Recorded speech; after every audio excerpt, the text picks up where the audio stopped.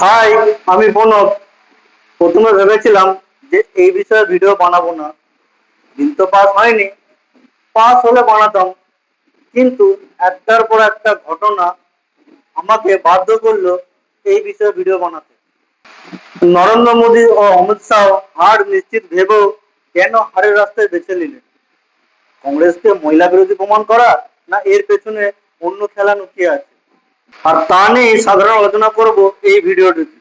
2023 সালে পাস হওয়া মহিলা সংরক্ষণ আইন, তাতে বলা হয়েছে 2026 সালের পরে যে জনগণনা হবে তার উপর ভিত্তি করে আসন বাড়ানো হবে, যা বাস্তবায়ন হবে 2034 সালের লোকসভা নির্বাচনে।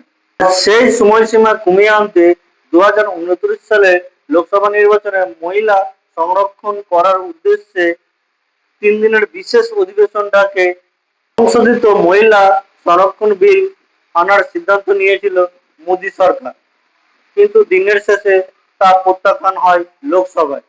এই বিলটি যেহেতু সংবিধান সংশোধনকারী, তাই এই বিলটি পাস করতে সংসদে উপস্থিত 2/3 সদস্যর সমর্থন প্রয়োজন ছিল, আর তাই বিরোধীদের সমর্থন ছাড়া এই বিলটা পাস করা কখনোই সম্ভব নয়।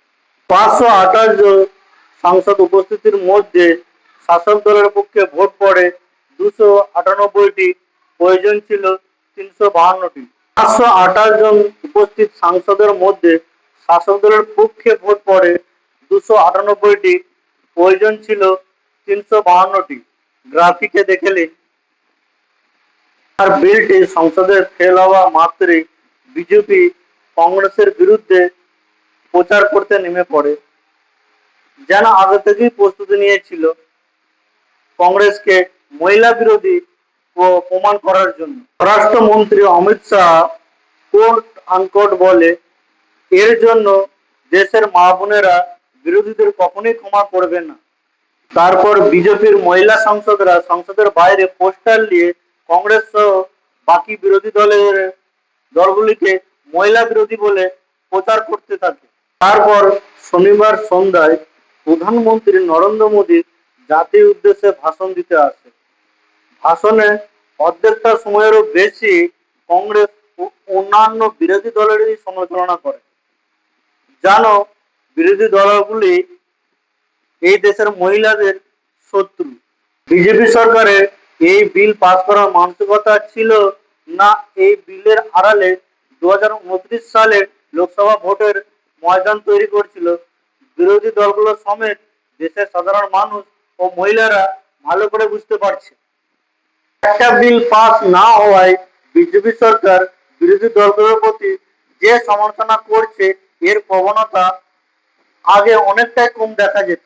এই বিজেপির অটল বিহারী বাজপেয়ীর আমলে একটি ভোটের জন্য সরকার পড়ে গিয়েছিল। তারপর বাজপেয়ীজি দেশের উদ্দেশ্যে যে ভাষণ দিয়েছিল তা চিরকাল থেকে যাবে। কোট আনকোট, সরকারে आएंगे जाएंगे, राजनीतिक दल बनेंगे बिगड़ेंगे, किंतु लेकिन ये देश रहना चाहिए, ये देश का लोकतंत्र रहना चाहिए। আর বিরোধী দলগুলোর প্রতি একটা বাক্য না বলে রাষ্ট্রপতির কাছে ইস্তফাপত্র দিয়ে সংসদ থেকে বেরিয়ে গিয়েছিলেন। আর সেই বিজেপি দলের নরেন্দ্র মোদী সরকার একটা বিল পাস না হওয়ায় বিরোধী দলগুলোকে শত্রুর চোখে দেখছে।